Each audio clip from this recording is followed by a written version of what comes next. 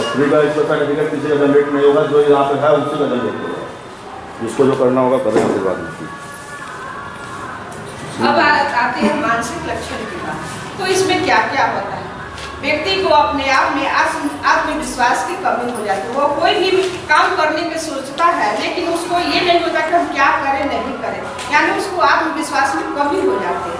निर्णय लेने में कठिनाई, और किसी बात का, जीवन का कोई भी स्टेप हो, कोई भी ये काम हो, उसमें वो निर्णय नहीं ले पाता है सही तरीके से। भ्रम की स्थिति, मन उसका हमेशा भ्रमित रहता है, उसके कारण वो काफी निर्णय लेने में कठिनाई भी होती है इत्यादि। स्मृति समाप्त हो जाती है, और उसके क्या होता है, जो याद रखते हैं, ये करते हैं कोई चीज, वो चीज में कमी आती है, स्मृति समाप्त होने लगती है।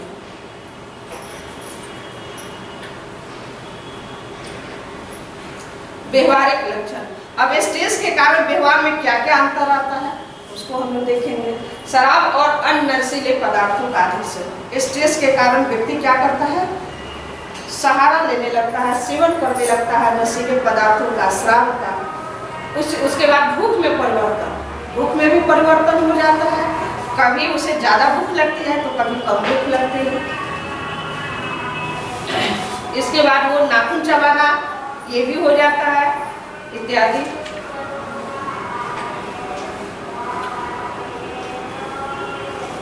अब भावनात्मक लक्षण, उसके भाव में क्या लक्षण दिखते हैं इसको हम लोग देंगे। बेबसी या लाचारी के भाव महसूस करना, अपने आप को वो लाचार महसूस करने लगता है कि हमारा सपोर्टिंग पावर कोई नहीं है, मैं अकेला हूँ, मैं लाचार हूँ।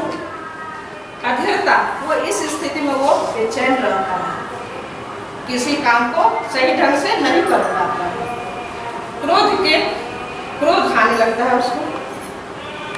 उसके बाद आंसू, जब तनाव को हम हैंडल नहीं कर पाते हैं तो इस परिस्थिति में आंखों में आंसू भी आ जाते हैं।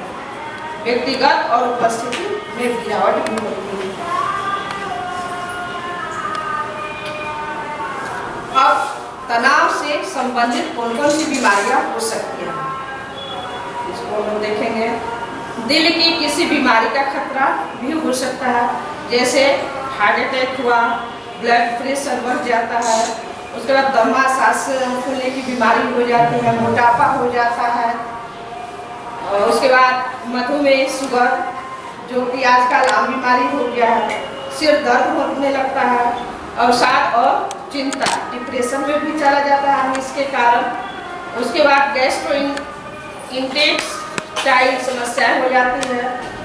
उसके बाद अल्जाइमर रोग यानी भूलने की बीमारी हो जाती है। वो किसी व्यक्ति को देखता है या किसी चीज को याद किया रहता है तो कुछ क्षण के बाद उसे यदि कहा जाए या पूछा जाए कि वो कौन है तो उसको सही नहीं बता पाएगा।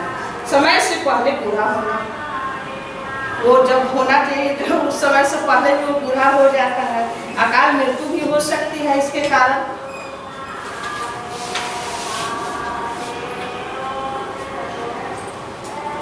अभी तक तो हम लोग ये सब देखें कि इसके कारण क्या क्या हो सकता है, स्ट्रेस कैसे हुआ, क्यों हुआ, इससे क्या लक्षण है, इसके कौन सी बीमारियां हो सकती हैं। अब हम लोग देखते हैं कि तनाव दूर कैसे किया जा सकता है, स्ट्रेस फ्री हम लोग कैसे हो सकते हैं। आज के इस भागदौड़ भरी जिंदगी में हर कोई तनाव से घिरा हुआ है। कोई भी ऐसा नहीं जिससे पूछे सब लोग कहते हैं स्ट्रेस है, टेंशन है। कोई भी इस तरह की बात नहीं करता जो टेंशन फ्री हो। सबका टेंशन का कारण अलग अलग है, स्ट्रेस अलग अलग है, लेकिन सबका कुछ थोड़ा बहुत है, सबके पास है। जिस कारण एक छोटे से बच्चे से लेकर सेवानिवृत्त, जब बच्चा जन्म लेता है वो अपने आप को थोड़ा समझदार महसूस करने लगता है, उस समय से लेकर रिटायरमेंट तक व्यक्ति के जीवन में बहुत तनाव रहता है। इस तनाव के अनेक कारण हो सकते हैं, जैसे बच्चों के लिए पढ़ाई। मैं तो पहले बताई हूँ कि जब बच्चा जन्म लेता है उसी समय से उसके माँ पिताजी को टेंशन, स्ट्रेस होने लगता है कि मैं अपने बच्चों का भरण पोषण कैसे करूँगा, अच्छा से अच्छा करूँ, उसको अच्छा शिक्षा दीक्षा दूँ, इस कारण स्ट्रेस होता है। उनकी परवरिश, घर संभालने की जिम्मेवारियाँ, परिवार में आपसी कलह या ऑफिस या व्यवहार की चिंता आदि होने लगती है। अर्थात कोई भी इंसान यह नहीं कह सकता कि वह चिंता मुक्त और तनाव रहित जीवन जी रहा है। जिससे पूछिए सब लोग तनाव से ग्रसित ही बताते हैं।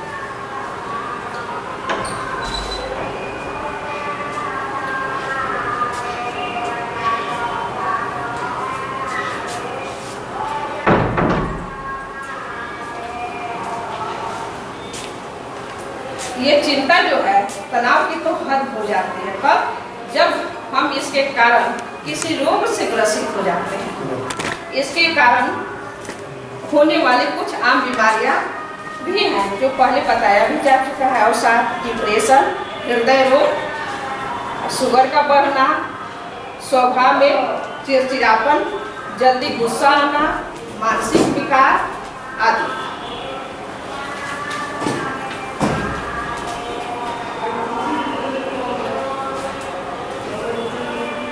अब हम लोग कैसे कम कर सकते हैं? जैसे दिनचर्या का पालन करना, हर व्यक्ति का अपना रूटीन होता है, दिनचर्या होता है। उस दिनचर्या से अगर हम लोग थोड़ा भी बदलाव होता है या इधर उधर हो जाते हैं तो काफ़ी परेशानियों का सामना करना पड़ता है। सभी कभी न कभी किसी ऐसी कठिनाइयों से गिर जाते हैं जहां हम सामना तो करना ही है, साथ ही स्वयं को सर्वश्रेष्ठ भी घोषित करना है। तो इससे भी हमारे स्ट्रेस में कमी आती है। दिन की शुरुआत शीघ्र करें। जैसे कहा गया है कि early to bed and early to rise makes a man for healthy wealthy and wise. तो ये कि दिन की शुरुआत शीघ्र करें। जितना सुबह उठेंगे हमारा रूटीन उतना नियमित रहेगा, अच्छे ढंग से काम कर पाएंगे, हमारा विचार उतना ही अच्छा होगा, मन शांत रहेगा। स्वयं जल्दी उठने की आदत डालिए जिससे आपकी दिनचर्या समय पर शुरू होगी और आपका अपने काम पर भी पूरा ध्यान होगा।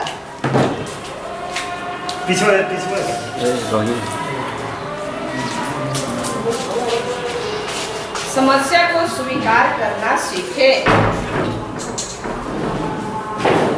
जब किसी बुरी या कठिन परिस्थिति में फंस गए हो तो उसको स्वीकार करें और उसका सम्मान करने की कोशिश करें। यदि हमको लगता है कि हम समस्या में फंस गए हैं तो दोषारोपण न करें। वो महसूस करना चाहिए कि ये मेरे कारण अपनी गलती हुई है। अगर इसको हम महसूस कर लेंगे तो हमारा दिन या जीवन जो होगा वो स्ट्रेस फ्री होगा।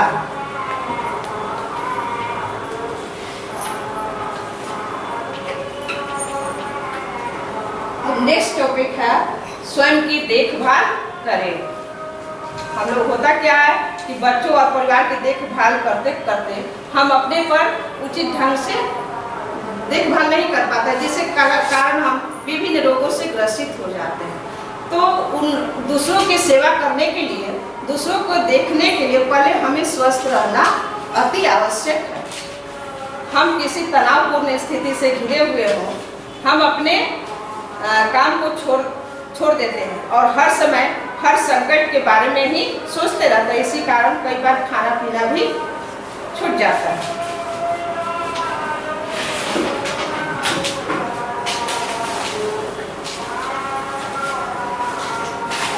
एक समय में एक ही कार्य करें। कभी कभी परिस्थिति बस ऐसा होता है कि विद्यालय का काम हो या घर का काम हो या अन्य किसी तरह का काम हो, आदमी एक बहुत काम ले लेता है और उसको ठीक ढंग से व्यवस्थित रूप से कर नहीं पाता है। इसलिए हमें एक समय में एक काम को करना चाहिए। कारण सभी कामों को करने के लिए जिम्मेवारी स्वयं पर न लें, अन्यथा एक भी काम समय पर नहीं होगी और हो भी गया तो उसमें गलतियों की गुंजाइश ज़्यादा होगी। एक काम हाथ में लें और उसे समय पर पूरा करें।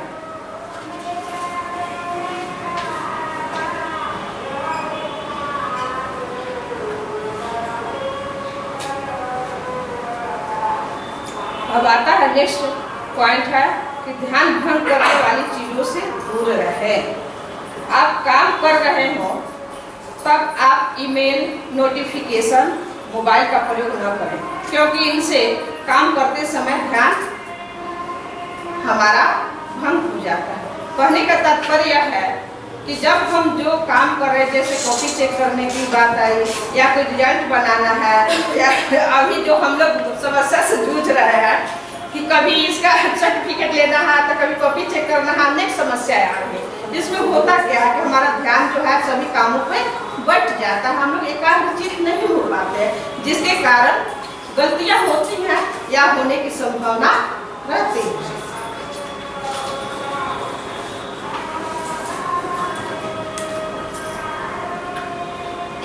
नेक्स्ट टॉपिक पॉइंट है स्वयं से प्रश्न करें, है ना। अपने आप से भी हमें कभी प्रश्न करना चाहिए। आप किसी मसले पर तनावग्रस्त महसूस करें तो उससे दूर तक के लिए स्वयं को साक्षात्कार ले। स्वयं में से ऐसे प्रश्न करें समस्या के संबंध में उस समय आपके दिमाग में चल रहे हो कि उत्तर आपको उस समस्या से बाहर लाने में मदद करेंगे, तनाव से दूर रह पाएंगे। यानी कभी कभी अकेलापन जब होता है तो मुझे हमें सोचना चाहिए आज के पूरे दिन में मैंने क्या किया और उसमें क्या क्या गलतियां हुई। अगर इस पर थोड़ा देर हम अपने को एकाग्र करके सोचेंगे तो हमें समझ में आएगा या इस निष्कर्ष पर पहुंचेंगे कि मैंने इसमें यहाँ गलतियां हुई है, अपने प्रश्नों का उत्तर भी मिल जाएगा।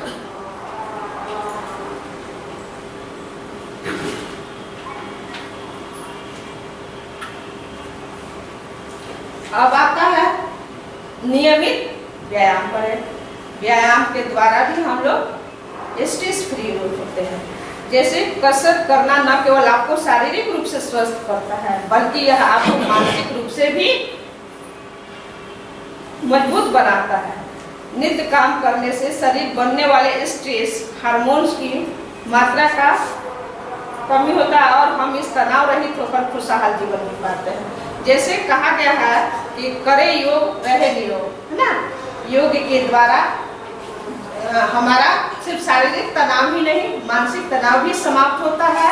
इससे हम अपने आप को एनर्जेटिक महसूस करते हैं और ज़्यादा से ज़्यादा काम करते हैं। हमारा दिनचर्या जो है हमारा उस दिन का जो दिन होता है वो भी अच्छा से होता है, सब काम अच्छा से पूरा करते हैं, कोई स्ट्रेस नहीं होता है।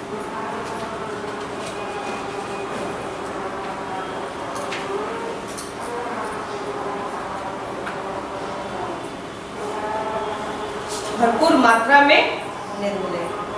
दौड़ भाग की दुनिया में और अत्यधिक काम का बोझ बढ़ने के कारण हमको जितना सोना चाहिए, एक स्वस्थ व्यक्ति को जितना सोना चाहिए उतना हम सो नहीं पाते हैं। इसके कारण होता क्या कि अगला काम जो होता है वो भी सही से नहीं हो पाता है, काफी तनाव रहता है और उस नींद को हम कभी न कभी पूरा करते हैं तभी हम अपने आप को स्वस्थ महसूस करते हैं और तब उसके बाद वाले काम को हम अच्छा से कर पाते हैं और अपने को ताजगी और ऊर्जा के साथ दिन भर काम करने में व्यवस्थित महसूस करते हैं। अगर दिन भर के काम ठीक ढंग से होंगे तो तनाव नहीं होगा और आप खुश रहेंगे।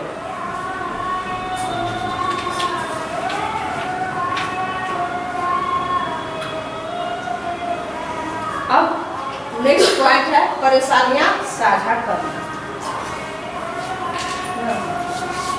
अगर कोई परेशानी है तो जिसको हम अपना समझते हैं, लगता है कि वहाँ अपनी परेशानी को कहने से बताने से कुछ परेशानी कम हो जाएगा तो हमें उसको साझा करना चाहिए, शेयर करना चाहिए। जैसे अपना कोई हर इस विद्यालय को ही लेते हैं तो सबका अपना न किसी न किसी से हृदय से लगाव है, जहाँ हम अपनी बात को रखते हैं और वहाँ समाधान मिल जाता है।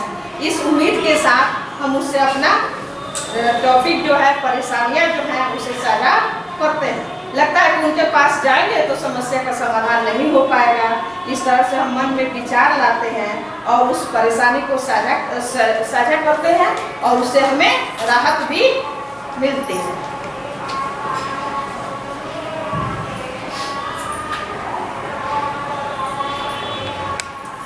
स्वयं को खुश रखने के कारण तो सबसे महत्वपूर्ण है ये पॉइंट जो है सबसे महत्वपूर्ण है। विभिन्न लोग विभिन्न तरीकों से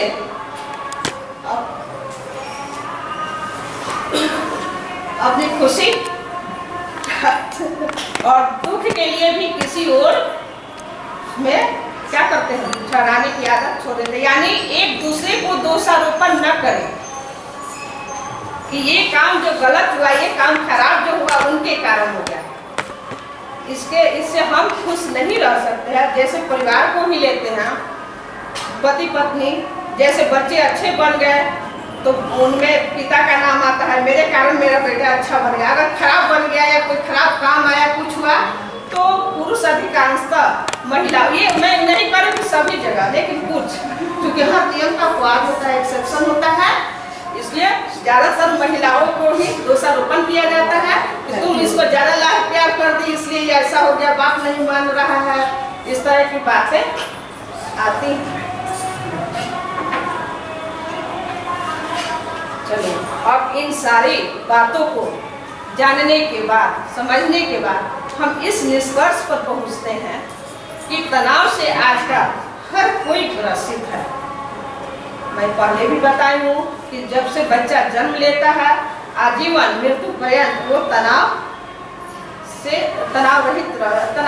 जुड़ा रहता है। सभी शारीरिक और मानसिक परेशानियों की जड़ तनाव। जितने आजकल के दौर भाग में और खान पान के ये सब प्रदूषण के कारण जितनी बीमारियां हो रही हैं, हम लोग स्वस्थ नहीं रहे, दवा का सेवन इतना करें, उसके बावजूद भी हम लोग स्वस्थ नहीं हैं।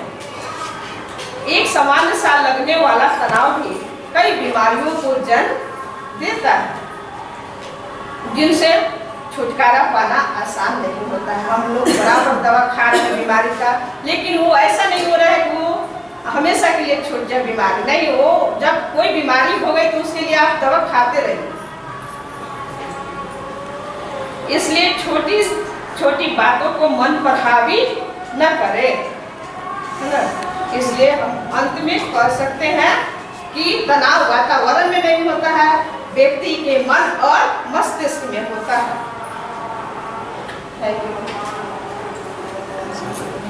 इस सेशन समाप्त होने के बाद आप लोग के व्हाट्सएप पर एक लिंक जाएगा, उसको आप लोग भरेंगे, फीडबैक देंगे, तब सीबीएसई के द्वारा आप सभी आचार्य बंधु भगिनी को सर्टिफिकेट मिलेगा।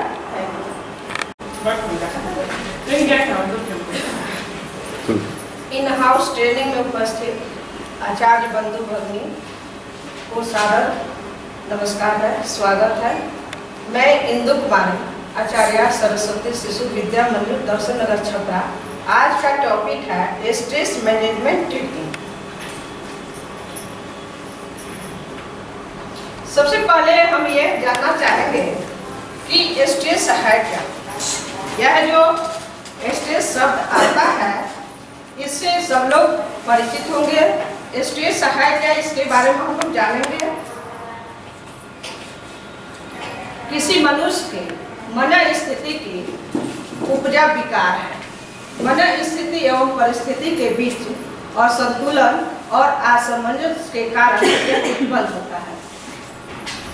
यह एक तनाव है, द्वंद्व है, जो मन एवं भावनाओं में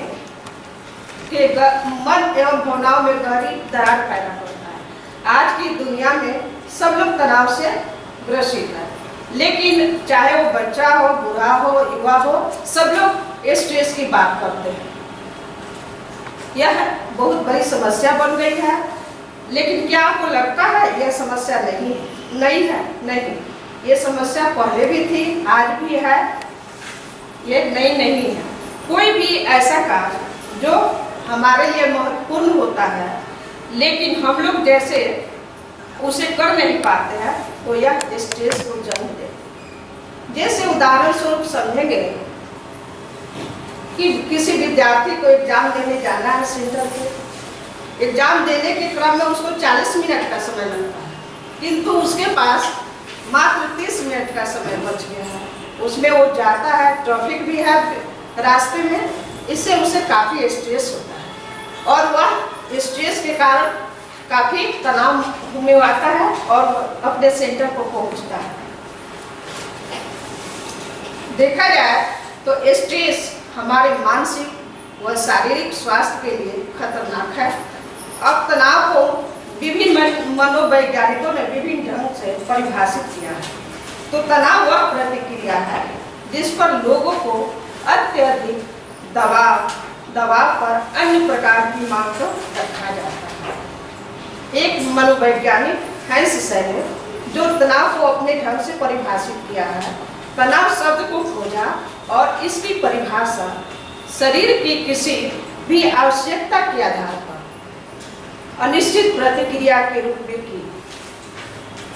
हैंस सेले की परिभाषा का आधार दैहिक है और यह हार्मोन्स की क्रियाओं को अधिक महत्व देती है जो एड्रिनल और अन्य ग्रंथियों द्वारा स्रावित होते हैं।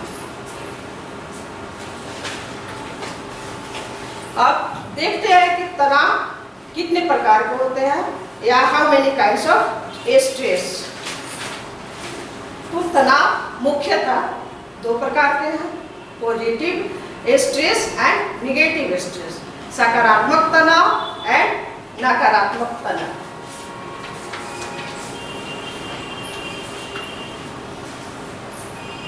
अब सकारात्मक तनाव है क्या? ये भी तनाव है लेकिन इसमें हमें कुछ करने की प्रेरणा मिलती है।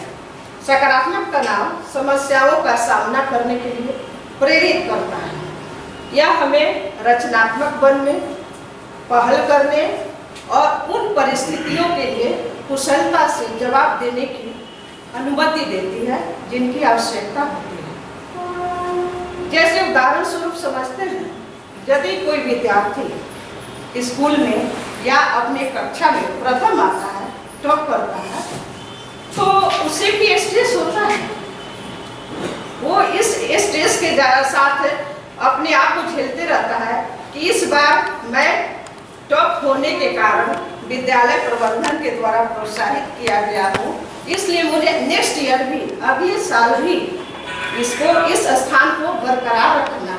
तो ये सकारात्मक तनाव है, पॉजिटिव स्ट्रेस है।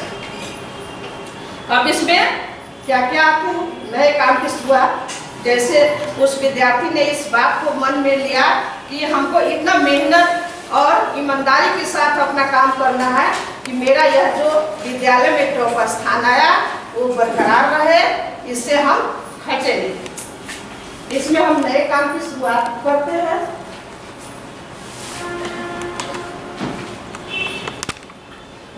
अब आते हैं निगेटिव स्ट्रेस, नकारात्मक तनाव। जब कोई व्यक्ति चुनौतियों के बीच राहत या विश्राम के बिना निरंतर चुनौतियों का सामना करता है, उसे हम निगेटिव स्ट्रेस या नकारात्मक तनाव कहते हैं। एक उदाहरण स्वरूप है कि हम काम की तरह कुछ ऐसा उदाहरण देखने को मिला है, जो कोई व्यक्ति है निरंतर अपने कार्य में लगा हुआ है लेकिन उसको सफलता नहीं मिल पा रही है, इससे वो काफी स्ट्रेस में होता है।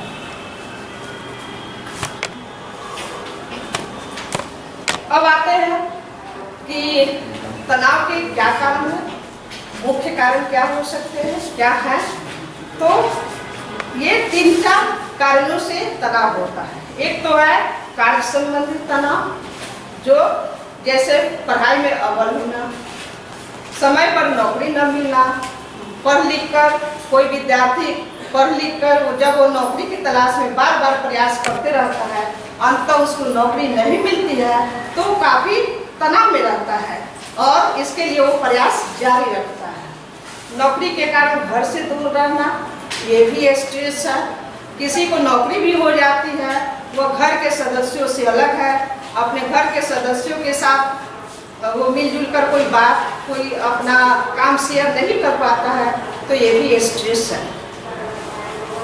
अब आता है व्यक्तिगत जीवन से संबंधित तनाव।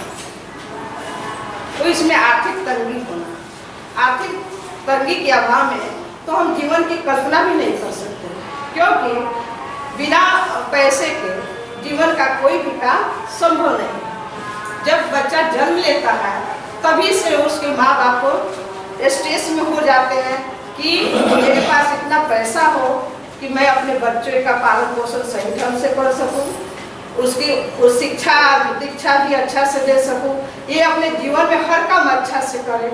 इसके लिए भी वो स्ट्रेस होता है। नींद ना आना, स्ट्रेस के कारण हमें अच्छे से नींद भी नहीं आती है। पारिवारिक समस्या होना, ये सही है कि मान ली परिवार में अगर 4 या 5 सदस्य हैं, सबको कुछ कोई ना कोई समस्या है। कोई भी परिवार इससे मुक्त नहीं है, इसलिए इस समस्या को भी झेलना पड़ता है। अब आता है बाहरी कारण। बाहरी कारण क्या हो सकता है? तो जीवन शैली विकल्प। अपने जीवन में वो किस तरह की शैली को अपना कि स्ट्रेस फ्री रहे। नकारात्मक आत्मबल, इसके कारण वो बार बार मन में नकारात्मक विचार आते हैं, फिर भी उस विचार के बावजूद भी अपने आप को वो अंदर से स्ट्रेस फ्री शो करना चाहता है। व्यक्तिगत लक्षण भी हो जाते हैं। इसके बाद आता है आंतरिक कारण। आंतरिक कारण में है भौतिक वातावरण, जीवन की प्रमुख घटना, जन्म से लेकर जब आदमी अपने समझने लगता है अपनी बात को, अपनी परिस्थिति को, अपनी अवस्था को, तो वो अपने जीवन की घटना को याद रखता है। दैनिक परेशानी, नियमित दैनिक जीवन में अनेक तरह की परेशानियां आती रहती हैं, जिससे आदमी उससे बचने का, उसको कम करने का, उससे मुक्त होने का उपाय ढूंढता है।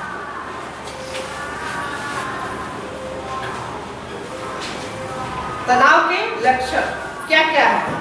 तो एक है पहला है शारीरिक लक्षण, दूसरा है मानसिक लक्षण, तीसरा है व्यवहारिक लक्षण और चौथा है भावनात्मक लक्षण। अब बारी बारी से सबके बारे में समझेंगे। शारीरिक लक्षण क्या है, क्या होता है उसमें? शारीरिक लक्षण में थकान होता है, सिर दर्द होता है और नींद के पैटर्न में भी बदलाव होता है। यानी जिस समय से हमें सोने की आदत है वो समय, उस समय पे नींद नहीं आती है। पाचन में भी बदलाव, ये सारा कुछ स्ट्रेस के कारण होता है। खट्टी ढकार आना, भोजन का सही ढंग से नहीं पचना, सांस फूलना इत्यादि।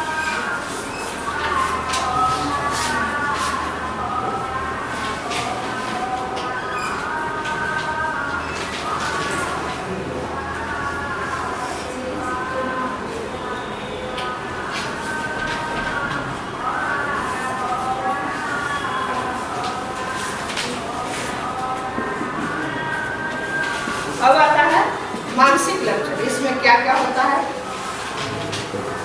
आत्मविश्वास की कमी।